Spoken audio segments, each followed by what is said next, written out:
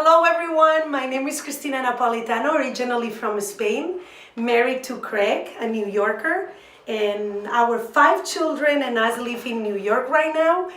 We have been involved in family enrichment for the last 13 years. We sit in the board of directors and we help run courses in the tri-state area. And also we help moderating and providing moderator training in the US, Canada, and other countries internationally.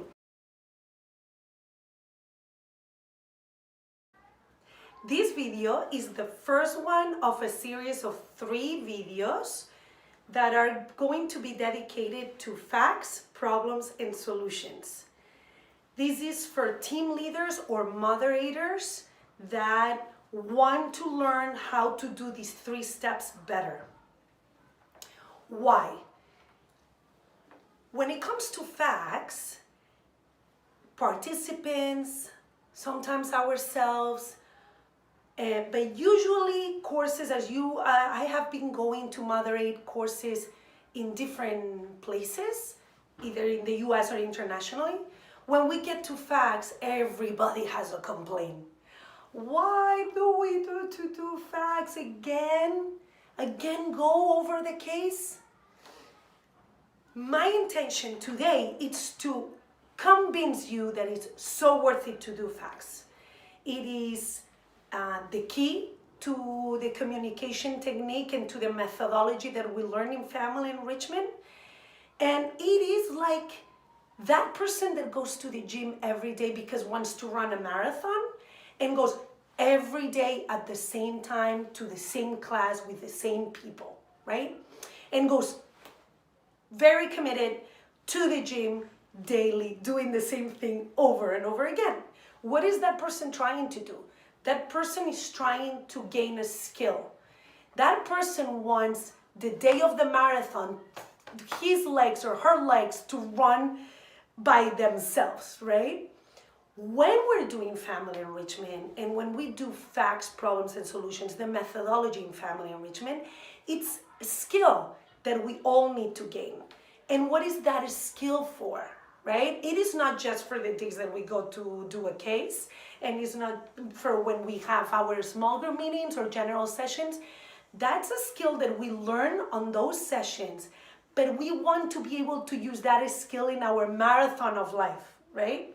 With our spouses, with our children, with friends and co-workers. So in this video, I'm going to speak about 3 things. What are the facts? And we're going to specify what are facts and distinguish that from opinions. Why we do them. We'll also talk a little bit about that, how they are key to the process, and we cannot skip facts. Actually, if we don't do facts well, the rest of the steps don't make sense. And how we moderate those, either in a team leading meeting or as a moderator in a general session. I hope you enjoy it.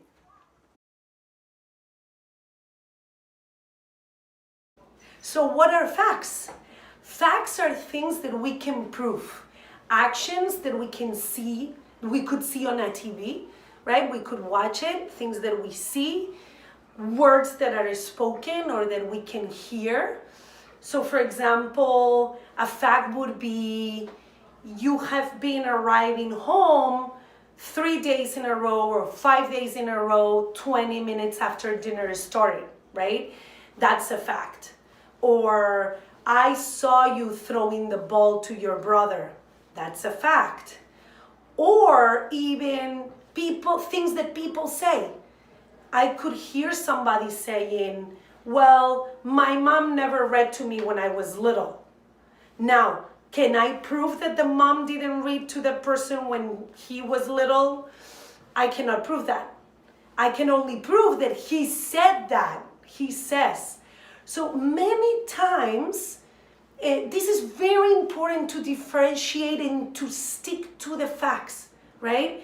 Because many times we make of things that are not facts, facts, right? So the person that says, oh, my mom never read to me when I was little. Well, is that true?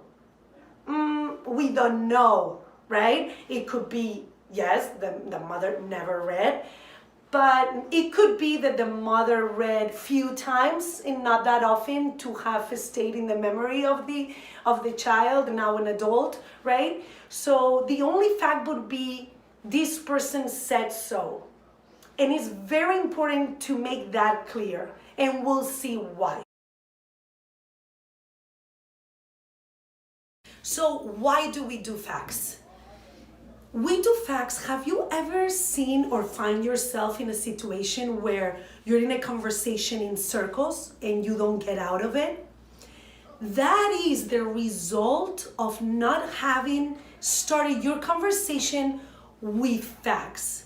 With facts that you agree on. That's why in family enrichment we always say we have to agree on the facts. That's the first step. So first, it helps conversation go in a straight line where we start with a base, and those are the facts that we speak, all right? Then we share our problems and then we go to solutions. But this first step is very important to make sure the conversation goes in a line or goes even up, no? But when we are in circles, meaning like we feel we're going up, but then we go down again and we don't get out of that, that is the result of not doing facts well done. It also helps us keep the bridges of communication open with other people. We'll see why. It helps us avoid assuming things, intentions of people, thoughts that other people have, or things that have been happening. We sometimes assume other facts that we actually don't know and we don't see and we cannot prove. We assume those. And it also helps us grow in virtue, because when you really want to speak the facts, you're going to have to be more patient, more open to learning and to understanding. You're going to have to control your words, sometimes the impulsiveness of making already a judgment, or right away you hold that back for a few minutes before you start making that judgment. And I'm going to give you an example of what it will look like, right? So I told you about this one son that is consistently late for dinner for the last 5 nights, right? And he comes in the 5th night and the parents are already upset. He hasn't been communicating why he's late. They are assuming some things because some other stuff is not going well. So Johnny comes in through the door the 5th day, and the mom is so heated up and says, "You know what, Johnny?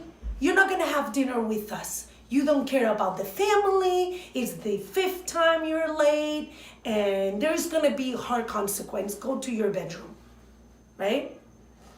Or the mother could start trying to just speak the facts and keep that bridge still open to see what is happening, right?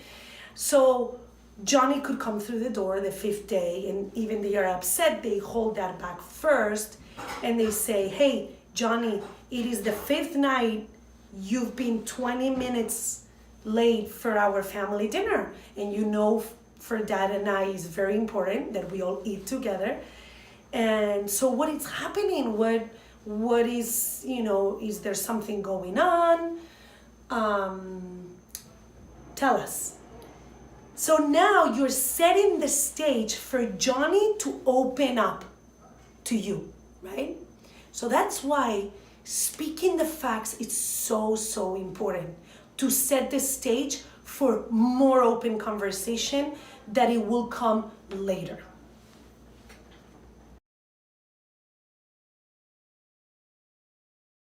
And how do we moderate facts? The first thing we need to do is that we all need to agree on the facts. We need to agree when we're at home.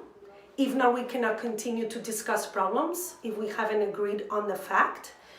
We have to, if we're in team leaders, in team meetings, or in general sessions, we all have to agree on the fact. So we won't write anything on the board that we have not agreed on or upon, right? Upon. So second thing, we want to we don't want to rewrite the case all over again, word by word, trying to stick exactly to the fact. That's not what we want. The moderator wants to provoke conversation between the participants. That's why usually we try to sit them in a U shape.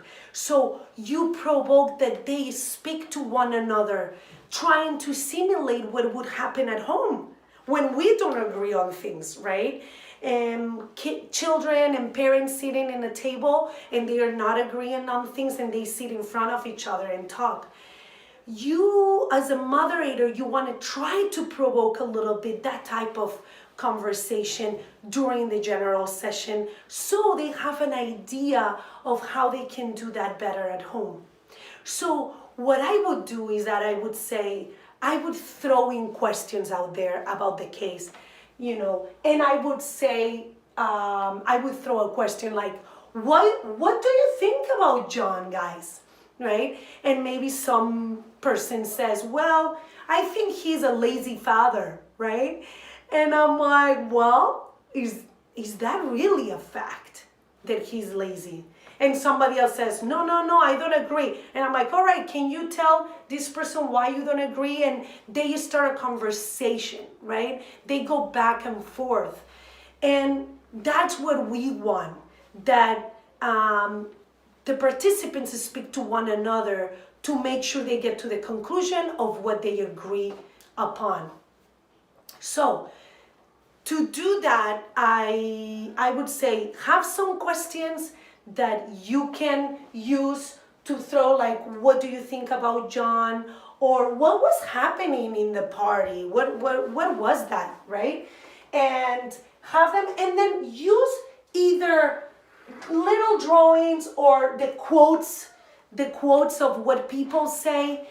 You don't need to write the whole thing, just the few first words, or a smiley face, meaning that Helen was happy when they were all driving in the car, or use whatever you want to do, but keep it very brief and organized on your board, right? You may want to pre-write only the very basic facts that we all know, so we don't want to waste time on those, the non-discussable ones, which could be the names of the characters, if they work full-time, if they work part-time, and and the ages of the children, and if they go to a school or not, right? Then I would just set up the spaces that are happening during the case, and that's it. The rest I would fill in as I am moderating with the participants. I would say stick to your time.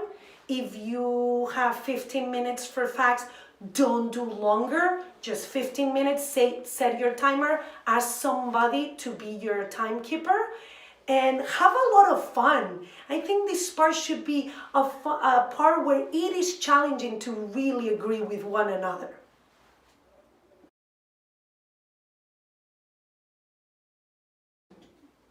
I hope this video helped you to know what, why, and how we do facts.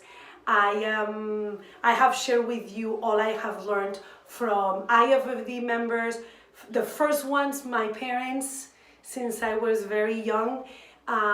Many family enrichment members from all over, from Mexico, US, South America, Europe. So I really thank everybody that has been teaching me along the way. The only credit that I gain is to have put that into practice and to have experienced it with my own family. And I encourage each one of you to really practice this at home. And then when you go to moderate, it will come as your own experience. So we learn the theory, but then when you have experienced it yourself, you see how it comes out of your heart. This is something that it has been a true blessing to our family to learn the methodology and to be able to bring that to many families like ours. So thank you so much for watching and stay tuned for the next video.